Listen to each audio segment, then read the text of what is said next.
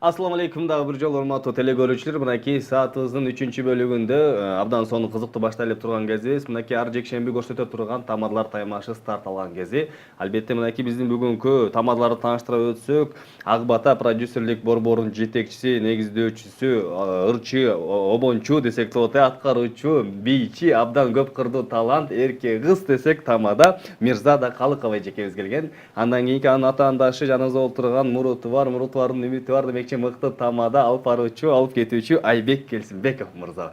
Саламатсыздарбы? Саламатсыздар. Маанайыңыздар кандай? Эң сонун. Абдан сонунбу? Бүгүнкү күнүңүздөр кандай башталды? Жакшы башталды. Жакшы башталды. Биз менен мына кыргыз эли менен келиңиздер амандашып алсак. Эми кылымда кыздын атуулук, кыргызда кыздын чачуулук, кыргыз кыздарды төрөгө отургузуп, урматтап сыйлап келген Мирзада карындашым. Эл журт менен учурашылам. Рахмат. Ушундай эки мырзанын ортосунда отурганда кубанычтамын. Амансыздарбы, ардактуу аталар, апалар, жалпы кыргыз калкым. Мына ушундай куттуу студияда, сиздер экранын артында, биз бул жагында дегендей тамадалар таймашынын экинчи айланпасында кайрадан сиздер менен көрүшкөнүбүзгө өтө кубанычтабыз. Дагы бир жолу саламатсыздарбы? Келиңиз. Айбек мырза. Арбаңыздар, булут минген улуу кыргыздын урпактары, Айкөлдүн урпактары, ар бириңиздерге кутман таң каалайбыз. Жараткан жакшылыгын аябай кыргыз журтуна мол берсин, элибизде тынччылык болсун, жакшылыгыбыз жыш болсун. Жаман нерседен бул элибиз тыш болсун. Мынакей эң сонун урматтуу телекөрүүчүлөр, биздин тамадалар менен таанышып алдыңыздар деп ойлойм. Андан кийин мынакей кимде ким Мирза дайым жаккан болсо, албетте Мирза дайым деп, Мирзада деп жазсаңыздар, албетте Мирза дайымдын упайына келип түшөт. Андан кийин Айбек мырза жаккан болсо, Айбек мырза деп жазсаңыздар, Айбек мырзанын упайына келип түшмөкчү. WhatsApp номерларына добуш берсеңиздер болот. Айта кетейин. 0772 51 20 55 сандарын терип, албетте добушуңуздарды берсеңиз болот. Түз эфирден дагы студияга чалып берсеңиздер болот. 59 20 55 номерларын терип, шаарыбыздын коду болсо 312. Сапарыбызды улантабыз анда эмесе. Анан кийин бүгүнкү күнгө кандай келдиңиздер? Жеңем деген дем менен келдиңиздерби? Жакшы кандай буюрса? Жакшы тилек жарымыбыз дегендей, эң жакшы даярдык менен келдик. Эми эл тараза эл сынчы. Буюрса элдин кошулам. Абдан сонун. Негизи мынакей жалпы жайкы аптаптуу ысыкта көп элдерибиз эс алып жүргөн кезде сиздер кандай эс алып жатасыздар демекчи. Азыркы учурда багы той күч ала элек да, күз мезгилине абдан бысымла деп катуу күч демдеп турган кезиңиздерби? Эми улуу Рамазан айынан кийин Кудайга шүгүр башталды. Эми элибиз абалтадан той берип, элдин батасын алсак, наристе болобу, үйлөнгөн жаштар болобу, бир жол ачып берсек деген тилек менен тойлор болуп атат. Кур эмеспиз, Кудайга шүгүр. Аз болсо да болуп жаткан кезде ыраазы болуш керек, Мирзада туурабы? Ооба, сөзсүз. Элибизде той болсун, элдин кызматындабыз. Азыркы учурда эмне кылып жаткан кезиңиздер? Эс алып ардактуу эс аласыздарбы же болбосо кандай кызмат? Эс алуу менен ишти айкалыштырып атасыздар, күндү же салабыз, кечинде жумуштабыз. Эң сонун анда эмесе биз болсо оюнубузду баштайбыз. Урматтуу телекөрүүчүлөр, муну биринчи турда болсо сиздер мынакей өзүңүздөр эфирден саламдашсаңыздар, азыр болсо экинчи турдун форматы кичине башкачараак дейли. Мынакей сиздердин атайын видеоңуздарды ала келген болчубуз, тойлордо кандай саламдашат деп. Андан кийин балки мырза баштаса өргө дейт, анда эмесе мырзалардын саламдашканы кандай экен, Айбек байкебиздин саламдашуусуна назар салсаңыздар дейли. Арбаңыздар, урматтуу ағайын туғандар, кутмандуу кечиңиздер менен, урматтуу айымдар жана мырзалар, Маштек жайайынын керемет кечинде дагы бир кереметтүү чогулуп турабыз. Эмесе түндүгүнөн кут түшкөн, жакшылык бакыт бүт түшкөн, тегир колдон кудур жылуулаган Калиевдердин чоң жакшылыгына куш келипсиздер. Күлүп калышып, акбуда канат кагышып, кол камашып турмуштун чоң жолун аттанып жаткан бактылуу түгөйлөр, бүгүнкү тойдун башкы себепкерлери Каныбек менен Наргизанын үйлөнүү тоюн ачык деп жарыялатууга уруксат этиңиздер. Кандай урматтуу айымдар, өзгө туралы алакандарды чоңуна алдыңыздарда Жар менен Индира Кабылбаева кызыбыздын баштоосунда бактылуу түгөйлөр Каныбек менен Наргизаны алаканча тосуп алат.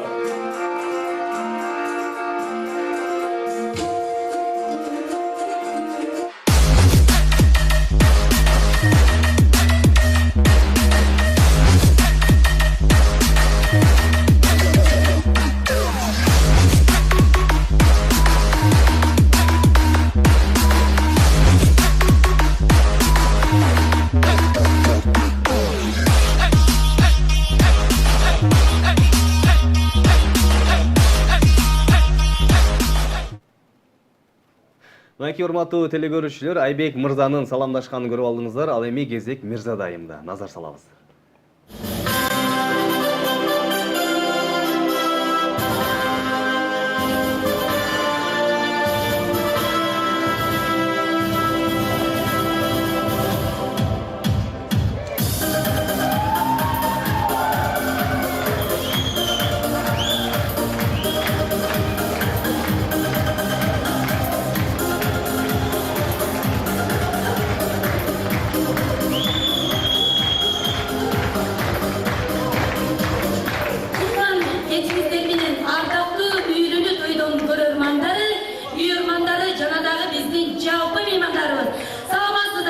Бүгүнкү майрамдык тоюбуздун салтанаттуу бөлүгүн ачык деп жарыялоого уруксат этиңиздер.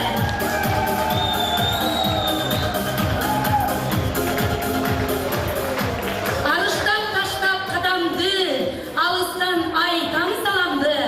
Тойду бирге болобуз, таанышыганда алалы. Салт болуп калган Кыргызда, тойдун көркүн ачсам дейм, кызыңар мен тамада. Tanışıganda alalı, atın bolsu Mirzada. Mını şimdi urmatlı mimandar bizim Tatlakay oğlumuz Avtandil menen Ayperide olgun kızımız bizim sulu gelinimiz Ayperinin Yaşlakay üylünü toyuna hoş gelirsizler. Emi urmatlı mimandar sizlerden kol çağımızlar menen köptön gütkön uşu Tatlakay gelinimiz kanday boldu eken, oğlumuz kanday güve oldu eken dep görgüңүздөр келсе, мына жар ары менен коштоп, өзүм алып келем сиздер болсо, кол чаап коштоп туруңуздар. Ана жамдуу колчалар барбы?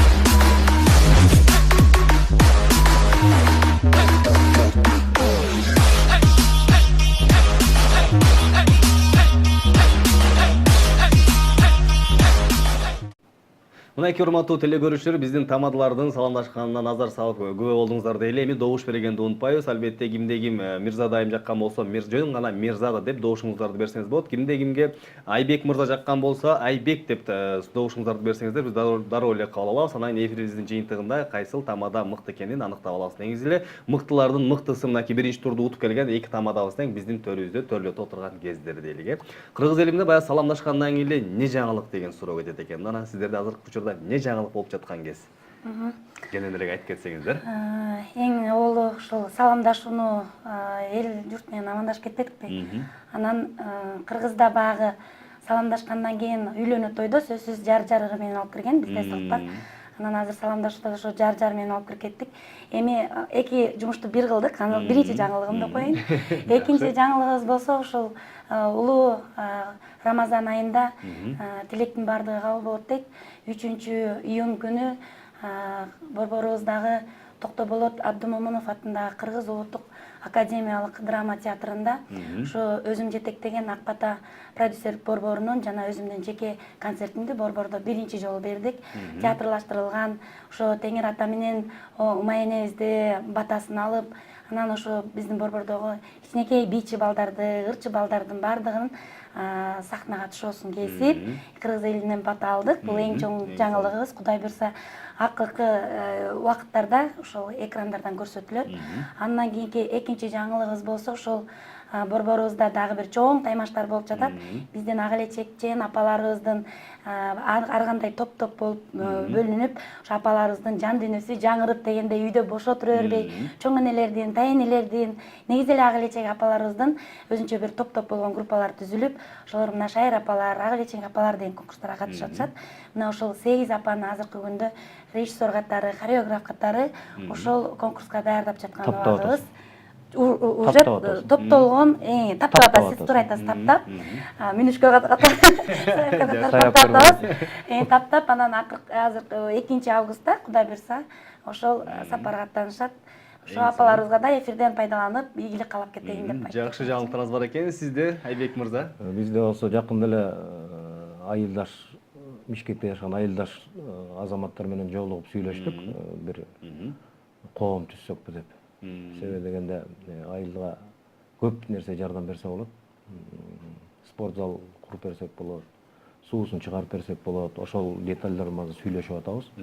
Бир фонд түзүп алып туруп, айылдын тыңчыкма балдары башын коштуруп, ынтымак алып келип, колунда жоо канчанча жетим жесирлерге жардам берсек деген сүйлөшүүлөр болуп атат. Кудай буйрса ишке ашып калат. Ошол тегерегинде азыр иштеп жатат. Жакшы, ошо ойлогон ой максатыңыз ойлонбостон ишке ашсын дейлик. Албетте, анан кийин эми экинчи оюнубузду баштайлык, урматтуу тамадалар дейли. Биз даярбыз. Албетте азыр болсо экинчи оюнубуз болсо ырдоо сезимиңиздерди байкайбыз. Негизи тамадалар ары таланттуу болуш керек да. Ары актерлор болот, ары ырчы, сөз айткандай бийчи демекчи. Анан кийин азыр ырдоо сезимиңиздерди байкайбыз. Кайсыл тамада мыктырды экен, келиңиз анда эмесе сизден баштайлык. Менден баштайлы. Кыр чачуулуу деп келиңиз. Комузубузду атайын ала келген экенбиз. Комузун даярдаганча бирөөсү айтып берейин. Илгери Көкөтөйдүн ашында Кошай атабыз Көй Кашка баатырлардын баарын жолойго ким чыгат деп барат да. Бысмылла менен Манас атабызга барат. Айланайын Манас, башыбызга кара күн түштү, жолойго өзүң чыкпасаң болбойт деген Манас атабыз айтат. Абаке ат үстүндө бар элем, жөөгүрөшкө жок элем дейт. Анысың андай Мирзада ырдайт дагы экен, бийлейт дагы экен, мен эми анча мынча ырдайм, бирок бийге жок. Манас атабыз айткандай, ат үстүндө бар элем, жөөгүрөшкө жок элем. Жакшы. Бирок кандай болгон күндө дагы Айбек мырзаны мен мындай көтөрмөлөп колдоп кетейин, кесиптешим да, эме деген сөз бар да. Кыргызда жигиттин ичине токумчаны атпат дейт. Ушунча элдин башында башчы болуп, тамада болуп, мырза болуп жүргөнгө не детсин. Ушундай мырзаларыбыз көп болсун. Мырзаларыбыз бар болсо, биз койкоңдойбуз, жазанабыз, күлөбүз, сиздерге эркелейбиз. Жакшы. Асарындай ушундай сыйлап, чакырып, ушинтип колубузду колго карматып, кезек берип жаткан сиздерге рахмат мырза. Келиңиз анда эмесе. Азыркы аткарыла турган чыгармам ошол мына Кыргыздын берметине айланган көл жергесинде эл журтубуз, коңшу мамлекетибиз, туристтерибизге эс алып атышат. Мына ошол көл жегине сиздерди алып барып келейин. Экранын артында отурган көрүүчүлөрдү да алып барып келейин. Көл жегиндеги сагынуу деген эски чыгарма бар, ошону аткарып кабыл алып келиңиз.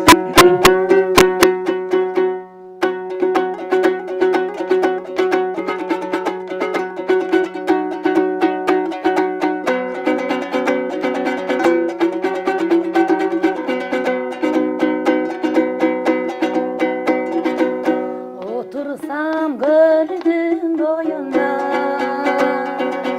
oylor kıvay menin oyunda. Kıynonu sizdi yürüdüm, kımbadım, kımbadım senin oyunda. Kıynonu sizdi yürüdüm, kımbadım. Kımbadım senin oyunda.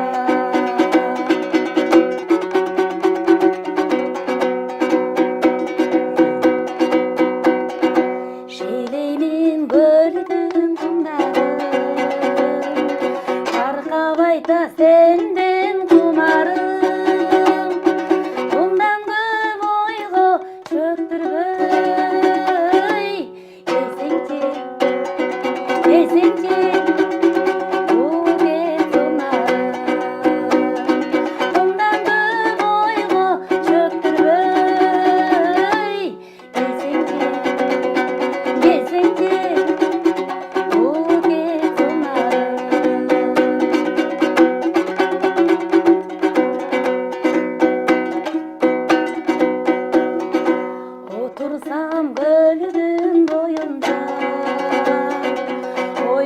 Жырыбай менин оюмда кыйноону сезди жүрөгүм кымбатым сенсиң оюмда сагынуу сезди жүрөгүм келсеңчи бугет сунарым келсеңчи ай шакек сунарым келсеңчи ай упай сунарым Баракелде эң сонун кол чабуулар болсун. Мынакей урматтуу телекөрүүчүлөр байкап алдыңыздар, биздин Мирза дайым кандай ырлайт экен. Андыктан добуш бергенди унутпайбыз дейли. Ал эми азыр болсо кезек Айбек байкеде болсун. Келиңиз Айбек мырза. Мен эми аккордеон алып келбей калыптырмын, бирок ошондой болсо дагы күнбү түнбү кыргыздын кыйрына жоо келгенде кыргыз жигити атка жайдак минип туруп жоого найза сунган. Эми аккордеон жок болсо дагы бир куплет ырдап берейин. Келиңиз. Алтымыш Кадыров деген обончу агабыз өткөн.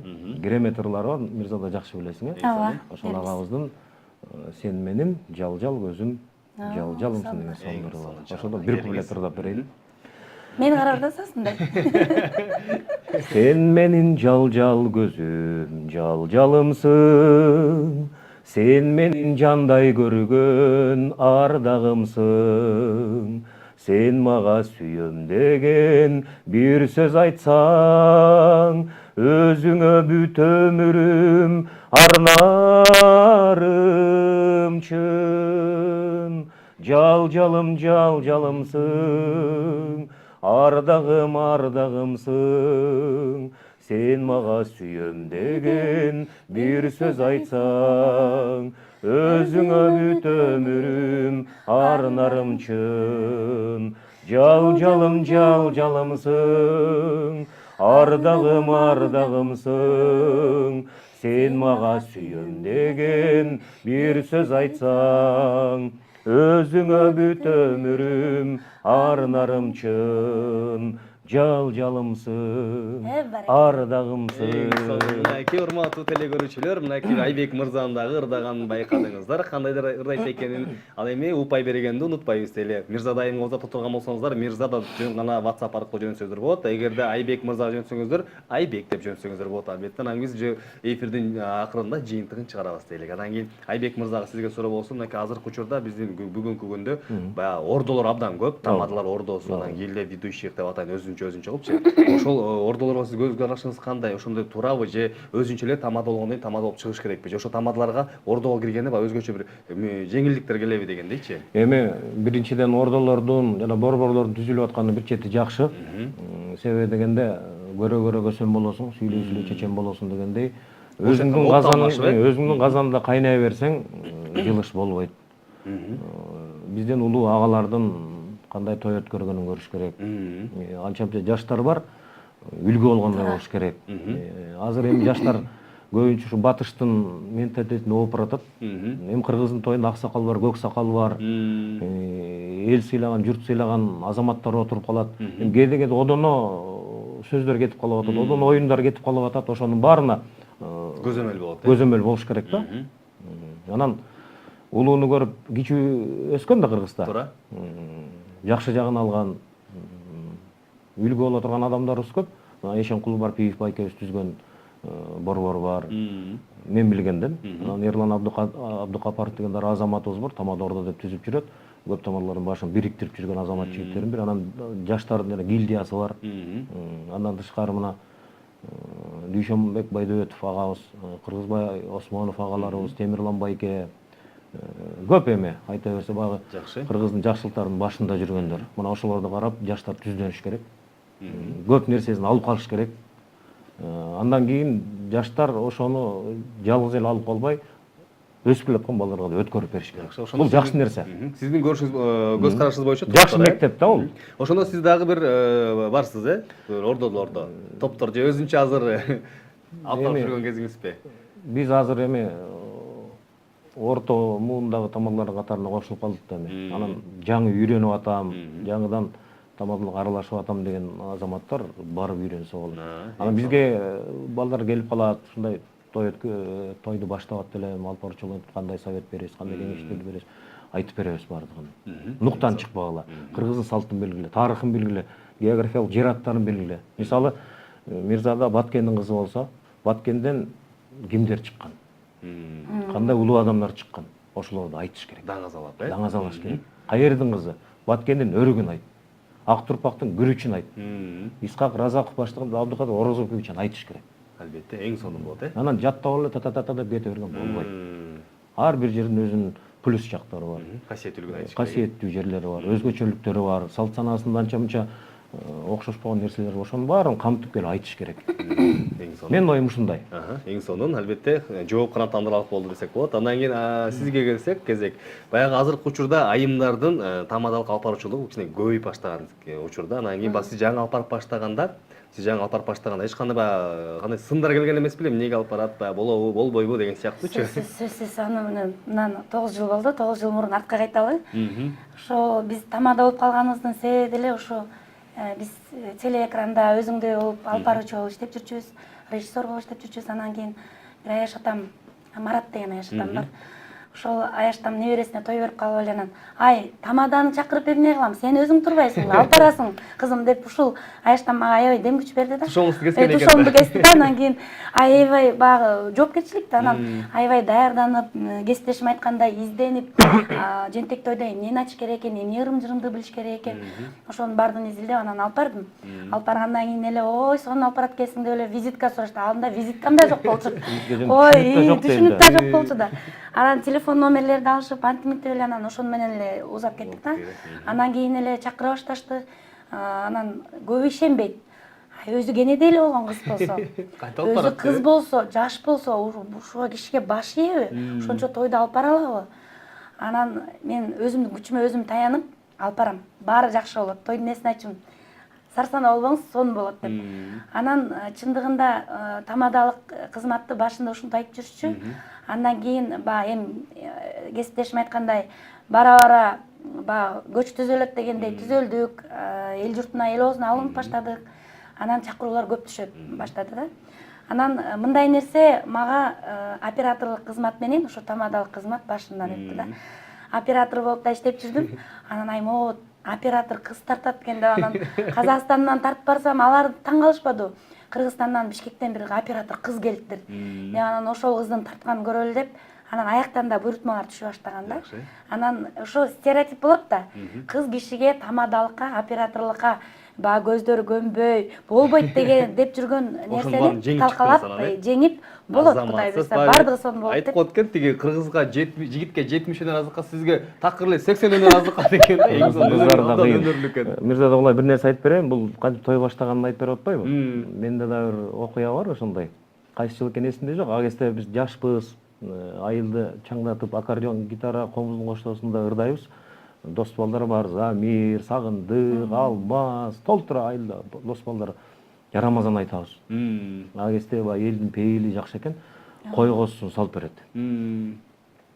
Гитара ойногон балдардын колдору карышып тоңуп калат. Анан биз айылды кыдырып, түрө кыдырып ырдаганда айылдын иттери үрбөй калчу. Мышыктар мыйалбай калган. Анан Көндүрүп койгондур. Көндүрүп койгонбуз. Анан ошентип анан Куда тосмой, кичинекей маракелерди алып барып жүргөн болуп, анан кийин бир күн эле Шайахмат деген аяш атам бар, атамдын эски досу. Ошол келип калыптыр, улуу балам Бактыбек байкеңди үйлөнткөн жатам. Ал кезде мындай ресторан жок. Ал кезде чоң чатырды тигип коюп, мектептин парталарын, стулдарын алып келип эле анан туштарын, туш кийиз килемдерди илип коюп, силер көрдүңүзбү, көрбөй калдыңызбы, ошондой той болчу. Кар жааса, күн жааса астына опилканы төгүп коюп. Анан кийин ошол аяш атам келип калды, келип эле айтты, Айбек, Бактыбек үйлөнөт, сен тамада болосуң деп. Жүрөк түштү. Кудай сактай көр, канча киши болот десем 400дөн ашык киши болот. Эчтекеңди билбейм, даярдана бер деп койду, бүттү. Мирза айткандай, даярдандык. Жакшы болду. Ошол күндөн баштап алып ошол Аяш атам мен эң биринчи ошол чоң тойго тушоомду кескен да. Экөөбүздүн тең Аяш аталарыбыз кести. Эң сонун экен, албетте. Ошондой окуя болгон да. Аны эмесе кезекти кайрадан эле оюндарга берели. Мынакей жогоруда айтып калдык, биз тамалардын ырдоо сезим байкайбыз, билет өтөбүз айтып калганбыз, эми сүрөт тартуусун байкайбыз да. Сүрөттү кандай тартат экен? Алдыңыздарга кагаз алып койгон кезибиз. Азыр болсо сүрөт тартабыз. Андан кийин айтып коелу, эмне сүрөт тартабыз? Өзүбүздүн оюбуздан Эйфория, өзүңүздөргө каалаган эле. Ага чейин биз болсо тыныгып угуп туралы, сиздер болсо тартып баштайсыздар, кеттик анда эмесе. Жалпыңыздарга тыныгуу.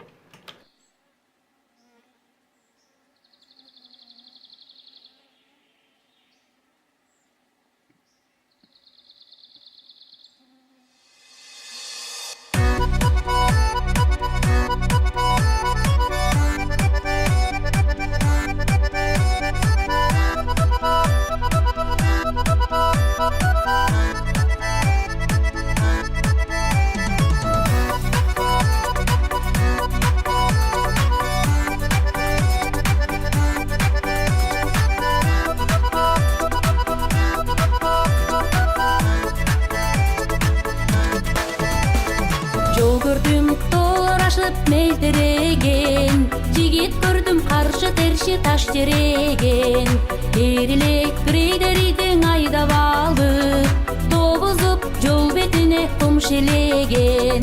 Милдети барай түшүнгөн, жолоочулар үчүн күтүнгөн. Грейдер ичи турбайбы, жолго коздук түшүргөн. Ой жайып жолду жектеймен да өтөм, кездешем жигит менен нечен. Түшпөстөн грейдериден күлүп коёт, анда мен не деримди билбей кетем. Таппаймын айыла үмүткө, өнүм ай жибит жигитке. Грейдер ичи курбалдаш, токтосо чаймын өткө.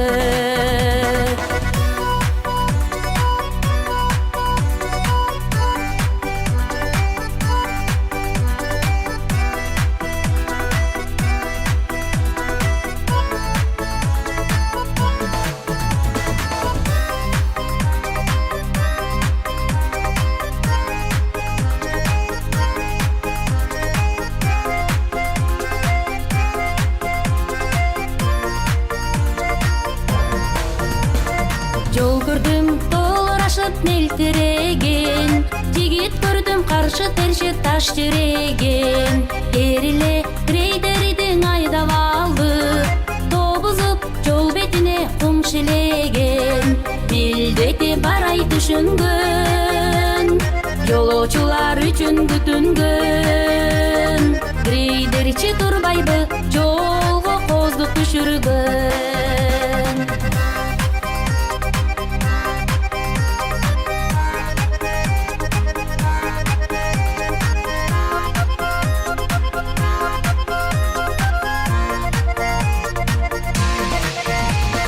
Таппаймын айыла үмүткө, өнүм ай жибит жигитке. Грейдер ичи курбалдаш, токтосо чаймын өткө. Грейдер ичи курбалдаш, токтосо чаймын өткө.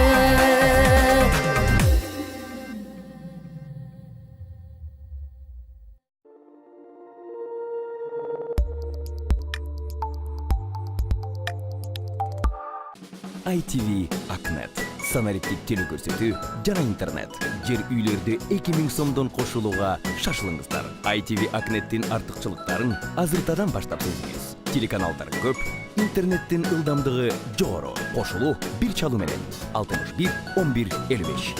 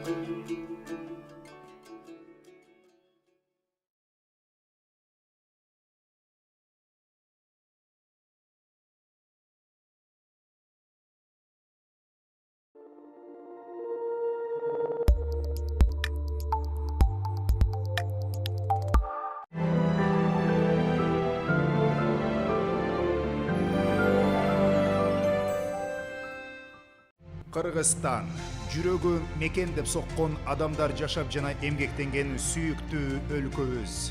Биз ата бабалардын бай мурасын сактайбыз. Биз нускалуу улуулардан өрнөк алабыз. Биз келечекке ишенимдүү кадам шилтейбиз. Биз укуктук мамлекет куруп жатабыз. Айкөл Манастын осуяты Кыргызстан элин биримдик менен ынтымакка үндөйт. Жоопкер жаран болуу менен ар бир кыргызстандыктын бакубат келечегине жол салуу жалпыбыздын милдетибиз. Кыргызстанда шайлоо заманбап технологиялар, шайлоочуларды биометриялык маалыматтар боюнча тааный турган жана автоматтык эсептөө урналарды колдонуу менен өткөрүлөт. Ар бир шайлоочунун добушу маанилүү. Мекенчил болуу бул өлкөңө күйөө, келечегиңе жоопкер болуу. 15 октябрь өлкө президентин шайлоо күнү. Татыктууну тандайбыз, бакубат Кыргызстанды тандайбыз. Сенин добушуң, сенин келечегиң.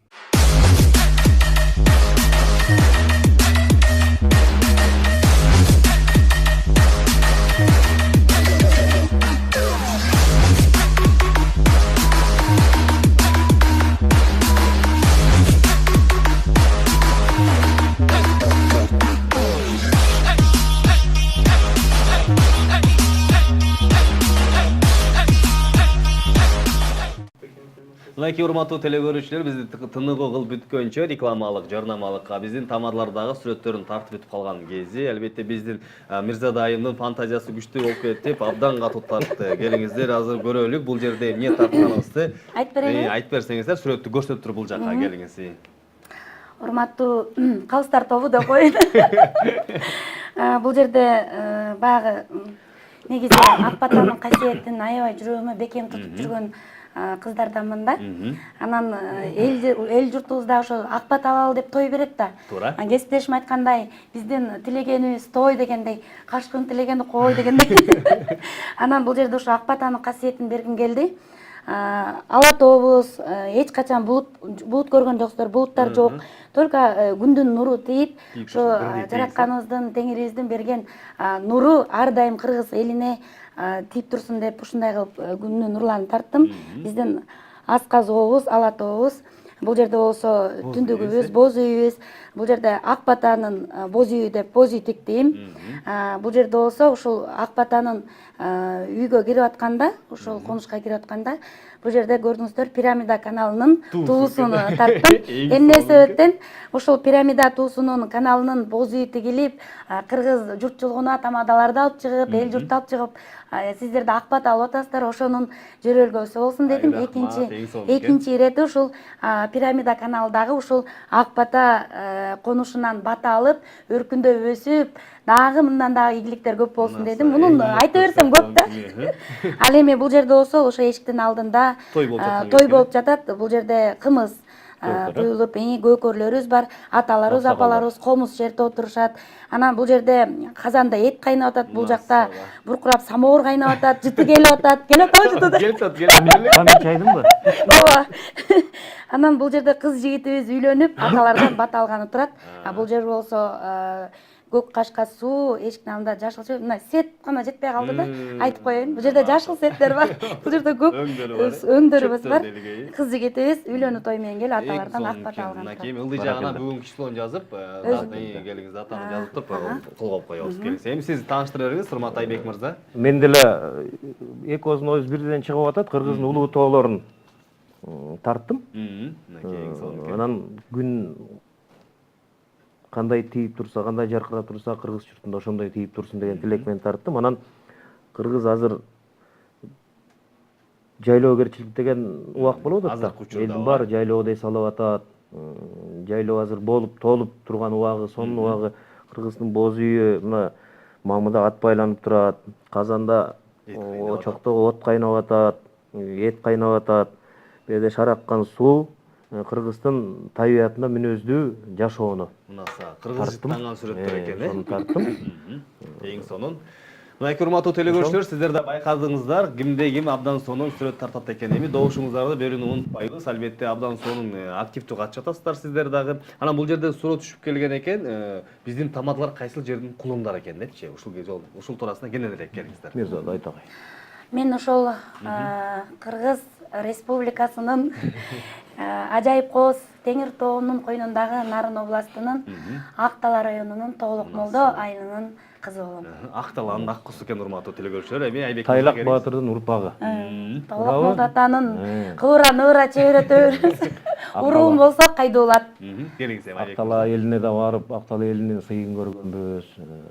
Бир жолу Дамос деген жерге миң жолу салам айткызып атат, байкадыңызбы? Эң кичүү тай жеңем да Акталанын кызы, Куртканын кызы. Далай барыш Акталанын эң баш кызы. Элинин мүнөзү, элинин пейили жаккан. Анан Акталанын бозосу. Эң сонун. Укмуш. Эң сонун. Мен болсо эми баягы абалтадан элде бир сөз бар. Сулайман сурап албаган, Искендер изин салбаган айтылуу таластын кулунумун. Такалып аттын изи бар, таластан келген киши бар деп. Байдыкем жазып атпайбы? Сан жагы чакан болсо да сапаты менен уулуу эл деп. Аз эл, бирок төгөрөгү төп келген саз элдин уулумун.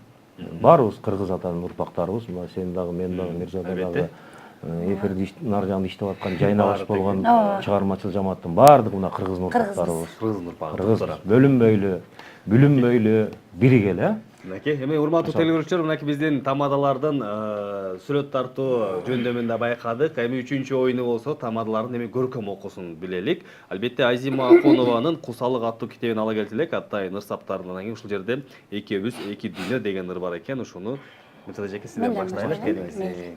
Жүрөккө оң жагыма жакыныраак экенсиз дейли. Азима Аконова эжекебиздин Кусалык деген китеби экен. Экөөбүз эки дүйнө. Мен сени түшүнбөймүн. Сен дагы мени эч бир түшүнбөйсүң. Экөөбүз эки дүйнө. А бирок сени менен бүтүндөймүн. Көрүшпөй калсак, куурап, керемет сезим коштоп кезиккенде эс алып калар элек. Жүрөктүн басып аска дүбүрттөрүн. Канчалык сырлар төгүп, сүйлөшөр сөздөрүбүз эч бүтпөсө да, сеземин тоскоол бардай, акырын мамилебиз кетип турган. Жанында ээрчип жүрүп, негедир билбептирмин, жашаарбыз. Экөөбүз эки жекте, таптакыр окшош эмес ойду ээрчитип. Мен сени түшүнбөймүн, сен дагы мени балким түшүнбөйсүң. А бирок эмне үчүн жанында мени менен бүтүндөйсүң. Баракелде. Эң сонун, баракелде, абдан сонун окуду. Келиңиз Айбек мырза. Сени түшүнбөгөн жигит Кайда жүрөт дейсиз? Жакшы. Азизимага конуга деген эжебиздин китеби экен. Ийгилик каалайбыз эжебизге дагы калемди курчуй берсин. Мен эми гүл экмексиң жолума деген керемет ырлар бар экен. Ошону окуп берейин уруксат болсо. Келиңиз. Гөлдөй болуп толкубадым, мен деңиздей чалкыбай, бет аламын алга карай, күндөрмө белгисиз. Сен билбейсиң сезимимди, не кыял бар оюмда, эгер билсең, жер жайнатып гүл экмексиң жолума. Өзүм батпай кетип көөдөнүмө буктолот, кайдан жүрүп чалынганмын карегиңде торуңа, ай жылдызга курдаш болом, азга көңүл тазартат. Ой чабытым, булут минип, кай тарапка баратат. Сен тарапка баргым келет, кеткис болуп түбөлүк, ал ойлорум дил төрүнө аппак ниет жаратат. Сен билбейсиң, алаксыйсың ар бир өткөн күнүңө, эгер билсең, күтүп жүрөм моюн сунуп үмүткө, бир сезим бар жүрөгүмдө жаныма жай бербеген, жалгыздыкка калтырбагын, салба мени күйүткө.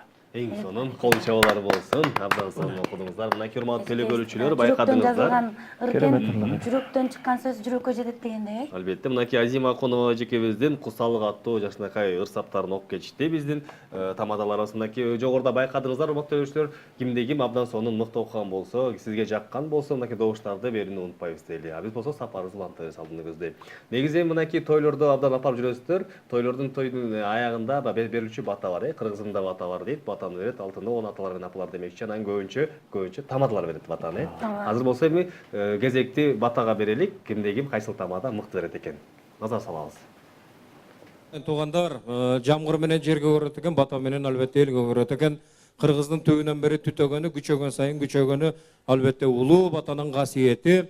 Кыргыз бата менен өскөн эл, бата менен агарып, бата менен көгөрүп ушул күндү көргөн эл, ушул күнгө жеткен эл. Эмесе мына Рысбек байкем айтып өткөндөй, кол кармашып, чоң турмуштун дайрасын бирге кечели деп, чоң турмуштун жолун бирге басалы деп баш кошуп аткан мына биздин Каныбек менен Наргизага алакан жаялы. Амин, амин, амин. Жаштарга бата берели. Эмесе Каныбек, Наргиза, ылайым алкагыңар алтын болсун, астанаңар жаркын болсун, ааламга даңкыңар болсун, жалпы Кыргызга баркыңар болсун. Наргизанын казаны кайнап турсун, отуну жайнап турсун. Айланайын Каныбек, мынау элдин ак батасы менен төрөлгөн эркек балдарың сөздү чукугандай тапкан чечен болсун, кыздарың нечен болсун, сенин тоюңду туктап келген жалпы журтуң эсен болсун, кыдыр болсун, жолдошуң кыйын күн башта болбосун, ыйык тут Кыргыз батасын. Амин. Амин, жаштарды Кудай колдосун. Эмесе туугандар ушуну менен Калиевтердин тою соңуна чыкты. Убакыт бөлүп келген баарыңыздарга чоң рахмат. Үйүңүздөргө аман эсен жетип алыңыздар, жакшы жатып жай туруңуздар. Кармаган орозоңуздар кабыл болсун, заманыбыз тынч болсун, Кыргыз журтунда береке.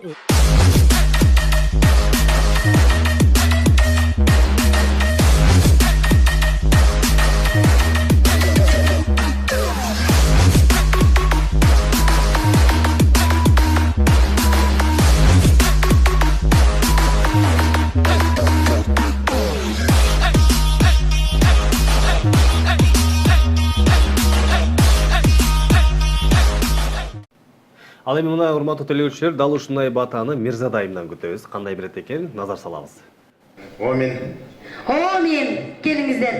Улап коелу.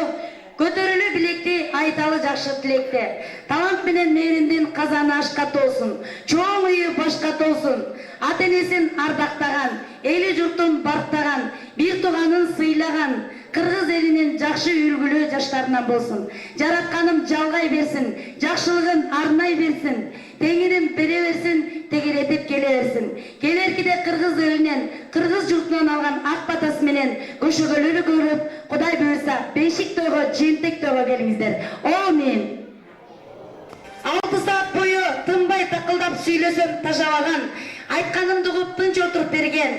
Oyun dese oyun, bi dese bi dese bardığına başlayıp ulu başınızlarda küçük kılıp bizim kızmatımızga başlayıp oturup verdinizler. Oşon sizlerge çoğun razıçılığımды bildireyim. Kız bolsam da, jaş bolsam da tamadal kızmatımda sıyladınızlar. Sizlerin uyunuzlarda toy bolsun, toy bolbosa sırası men жумушum sırası toktop kalıp. Oşon için toy bolsun, jakşılık bolsun. Gelerki de toydan alan sahnada görüşkönçe sizler menen koştoşum. Bizim kızmat jaksa, vizitkan alıp çötökö salып koyuңuzдар, bir ay burun erterek çalıp koyuңuzдар. Gelerki de sizler menen sahnadan anan toydan görüşkönçe көргөнчө сиздер менен кызыңыздар Мирзада Калыкова да болдум. Келеркиде көрүшкөнчө сак саламатта калыңыздар. Кудай аман болуңуздар. Тойгуш болсун.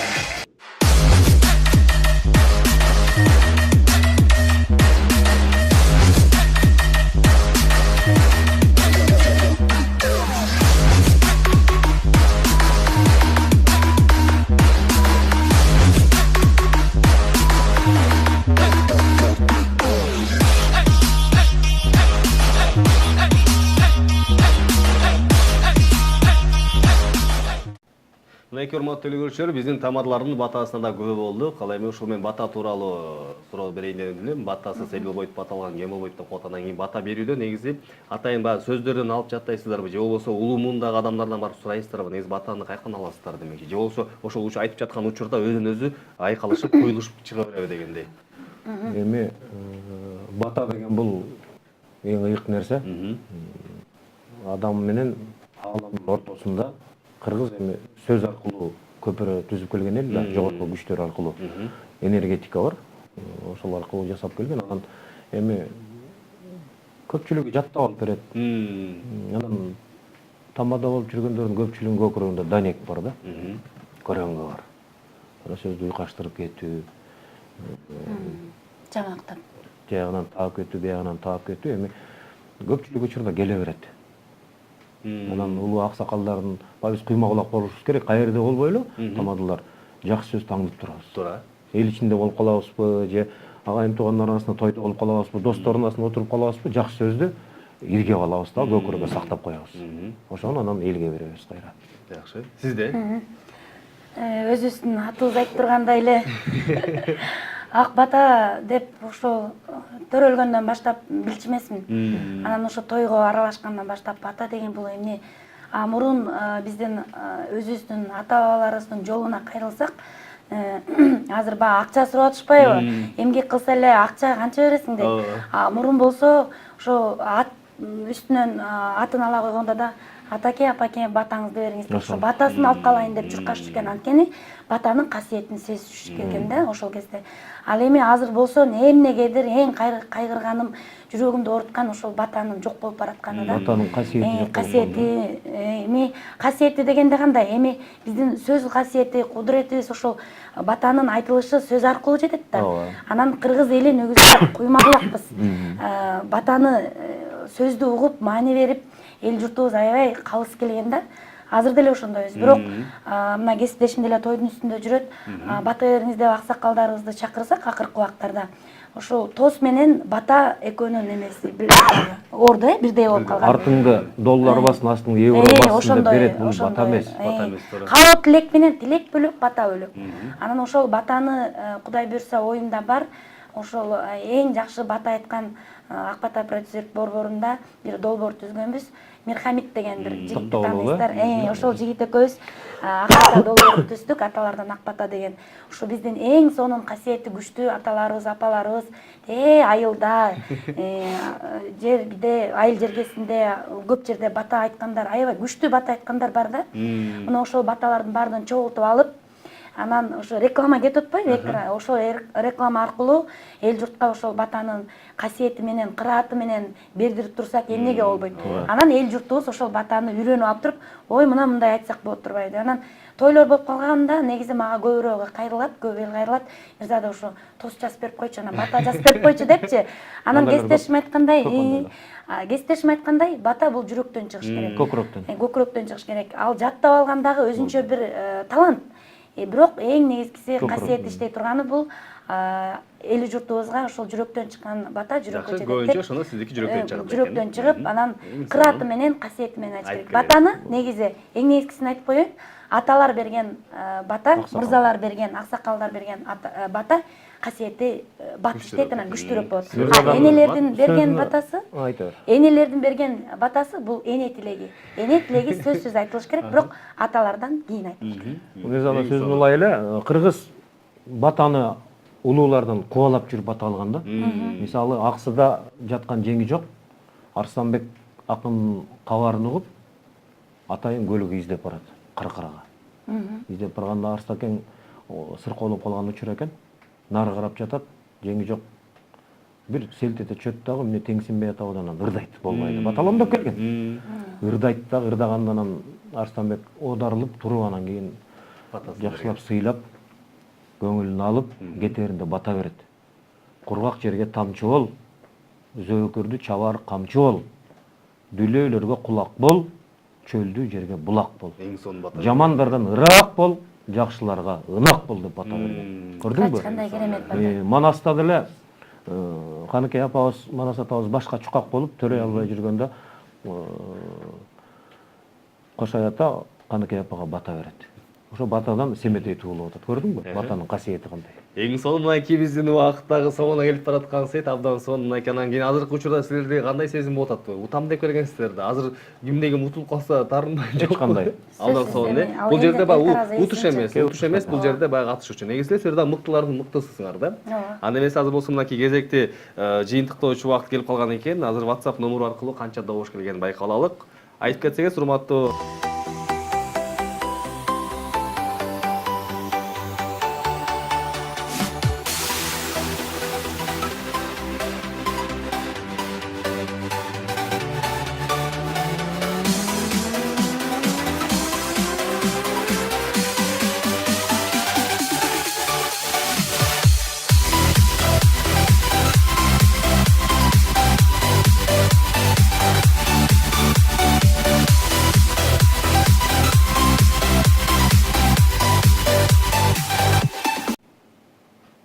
жетимиш. Ошондо жалпысынан мынакей биздин Мирзада жекебиз 444 упайга ээ болгон экенсиз. Ал эми Айбек мырза болсо 151 упай, 161 упайга ээ болгон экенсиз. Мынакей бүгүнкү учурда мынакей Айбек мырза сиз алдыга озуп чыккан экенсиз, а Мирзадайым мынакей 144 мырза менен. Жакшы. Мынакей алдында да такталбай калган эсептей алайлы дейт, бул жакта дагы бар экен. Добуштар абдан көп экен, азырынча мынакей WhatsApp номер аркылуу. Мирзадайымдыкы да эсептелбей калган дейт бул жакта азыр. Байкы айлакка. Дагы жакшылап тактайбыз. Мынакей абдан көп добуш келиптир да, биздикилер. Элге рахмат. Бул жакта мынакей элдер абдан сүйүп көрөт. Бул да болсо мынакей абдан сонун. Мынакей буга чейинки тамадалардыкы жалпы эсеп менен 70 или 60 эле болуп калчу да. Сиздердики 100дөн ашып атат. Экөөңүздөрдүктөн бирдей. Анткени элдер сиздерди сыйлап көрөт дейли. Бул жерде баягы таарынычтык жок. Мен утуп калдым, мен утуп салдым дегенчи. Негизи кыргыз табиятында 3 нерсени ажыртып деген да. Гүлүк атты, алгыр куштан сулуу кызды. Мен да табиятым ошол нерсе жакын да. Ошон үчүн упайымды берип коем деп атат. Эч кандай капачылык болбойт. Акыркы таксын. Жалпысынан 188 экен Айбек мырзаныкы, Мирзадайымдыкы? Мирзадайымдыкы да 188 деген экен. Мына кысага экөөңүздөр тең чыккан кисилер экен. Оюбузда тең болду. Ольбатта бүгүн келгениңиздер башкача болчу да мынакей. Бата тилегибиз дагы бир болду. Оюбуз бир жерден келди чындыгында. Мынакей тең бөлгөн теңирим сүйүптөр дейт. Мына урматтуу телекөрүүчүлөр, сиздерге да чоң рахмат дейли. Мына абдан сонун добуш берип, мынакей эки тамадабыз тең озуп чыкты дейли. Мынакей бири-бириңиздерди куттуктап коюңуздар. Куттуктайбыз. Келиңиз, жеңишиңиз кут болсун. Европадан үйрөнгөнбүз да колунан өбөт. Эң сонун. Жакшы, мынакей убакыт учкан куш демекчи кыскача. Бийик микрофон сиздерге келиңиздер. Урматтуу кыргыз калкым, негизи ушул кыргыз элинин көкүрөгү той менен, жакшы сөз менен, комуз үнүнүн коштоосу менен ырдап, бири-бирине ак тилек айтып, бата берип, ушундай жайлоодо кымыз ичип, эч нерседен капарсыз, бейиштин төрүндө болгон жерибизде, элибизде жашап жатканга гана көкүрөгүбүз менен, көөдөнүбүз менен эл журтубузга мындай жашай турган гана калкпыз да. Ушул биздин дөөлөттөрүбүздөн Кудай Таалам айрыбасын, эч качан кыргыз журтчулугунда жакшылык болсун, тынччылык болсун. Биздин айта турган сөзүбүз ушул Пирамида телеканалынын жалпы эмгек жамаатынын ичинде мына кыз болсо дагы мырзалардан тең калбай, кем калбай, техниканын сырын билген Жайна кызыбызга, Темиргул кызына да чоң ыраазычылык билдирип, мына ушундай алып барып жаткан, алып кетип жаткан, бизди экранга алып чыгып сүйлөтүп жаткан мына өзүңө дагы Эрлан чын ден соолук, ишиңерге ийгилик каалайм. Жетекчиликке дагы көптөгөн изденүүлөр көп, сиздерди аябай жакшы талпынып жүрөсүздөр. Көп ийгиликтерди багындырыңыздар. Анан мен кесиптешиме дагы көп жакшылыктарды каалап кетейин. Жалпы кыргыз журтунда той болсун, жакшылык болсун, ак батаңыздарды арнап жүрө бериңиздер. Анан Сиздерде той болбосо биздин жумуш токтоп калат. Ошон үчүн той болсун. Эң сонун келиңиз эми айбек Мен да мырза. ушул сөздү улай эле биринчиден Пирамида телеканалына чоң рахмат айтам. Мына ушул долбоорду ишке ашырып, эл арасында билинбей кызмат кылып жүргөн жарчылардын атын чыгарып, даңазасын чыгарып атканыңарга ишиңерде ийгилик коштосун, ташыңар үйдө куласын, итиңер чөп жей берсин. Анан Мирзат айткандай техниканын сырын билип, Азамат кызыбыз бар, мына Жайна Темиркул кызы. Команданы топтоп алып туруп, жакшы нерсени баштап атат. Анан жандоочу ийик атырат дегендей мына Эрлан өзүң баш болгон Нурхат иним, силерге рахмат. Кудай колдосун баарыңарды, ишиңерде ийгилик коштосун. Кудай өмүрүңөргө береке берсин. Анан Куйручук Олуянын бир 4 сап батасы бар. Элибизге бап келип турат ошол. Куйручук атабыз айтып кеткен экен. Куу жыгачты кармасаңар, кулпурган кызыл гүл болсун.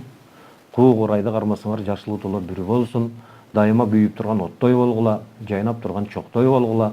Жалпы кыргызды Кыдыр ата даарысын, кыргыздын аты дүйнөгө таанылсын. Оң үйүндө бата берген экен. Анан ошол улуулардын ак батасы менен эм күч байлап, канат байлап алдыгы көздөй кете берели. Ийгилик каалайбыз. Чоң рахмат. Сиздерге да ыраазычылык билдиребиз. Алтын болгон убактыңыздар болуп келген үчүн. Албетте анан ишиңиздер илгерилей берсин дейли. Ар дайым мыкты тойлорду аталып жүрүңүздөр дейли. Рахмат. Аны эмесе мынакей урматтуу телегөрүүчүлөр, кайрадан эле мынакей убакыт учканбыз демекчи, соңуна келип калган экен. Сиздер менен 3 саат алкаганда мен Эрлан Асламбеков болдум. Кайрадан ишемби жекшемби күндөрү көрүшкөнчө сак саламатта калыңыздар дейли.